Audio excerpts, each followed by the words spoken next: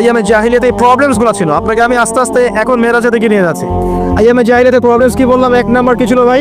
শিরকে পাপ। 2 নাম্বার বলেন আমার সাথে, রিবা মানে সুদ। 3 নাম্বার মাদক, যেটা আমাদের সমাজে আছে কি নাই।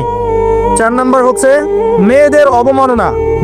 নারী জাতিকে সেখানে খুব একটা মূল্যায়ন করা হতো না। আপনাদের কি মনে হয় এখন খুব মূল্যায়ন করা হয়? হ্যাঁ, এখন খুব মূল্যায়ন করা হয় না? এখন মূল্যায়ন করা হয় ঠিকই, কিন্তু তাদের দেহটাকে কিসে মূল্যায়ন করা হয়? এই দেহটাকেই মূল্যায়ন করা হয়, তাদের ডিগনিটি, তাদের সম্মানকে মূল্যায়ন করা হচ্ছে না।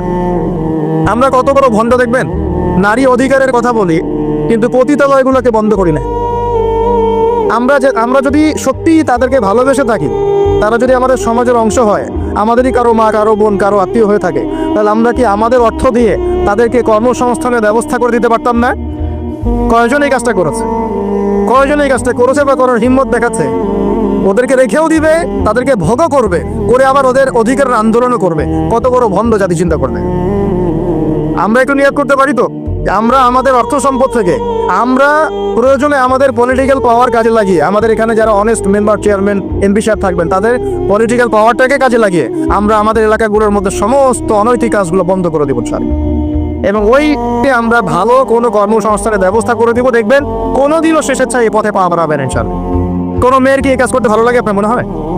কোনো মেয়ে চায় না যে সম্মান বিক্রি করে খেতে হবে, হয়তো পেটের দায়ে বা সামাজিক অন্ধকার জগতে পা বাড়িয়ে দালালের খপ্পরে পড়ে, বা এই যে নারী লিপ্সু কিছু পুরুষ মানুষের খপ্পরে পড়ে এই পথে চলে গেছে।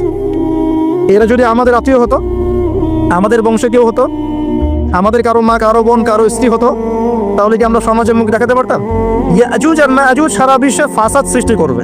সূরা কাহফ পড়ে দেখেন, ইন্না ইয়াজুজ ওয়া মাজুজ মুফসিদুনা ফিল আরদ। ইয়াজুজ আর মাজুজ সারা পৃথিবীতে ফাসাদ, ফিতনা ছড়াই দিবে। এটা কি সারা পৃথিবীতে ফিতনা ছড়াই দেয় নাই? আমি কিন্তু বলছি না যে এরা ইয়াজুজ মাজুজ, আমি কিন্তু এই কথা বলি না। বলছি ইয়াজুজ মাজুজের চরিত্র এদের মধ্যে পাওয়া যায়।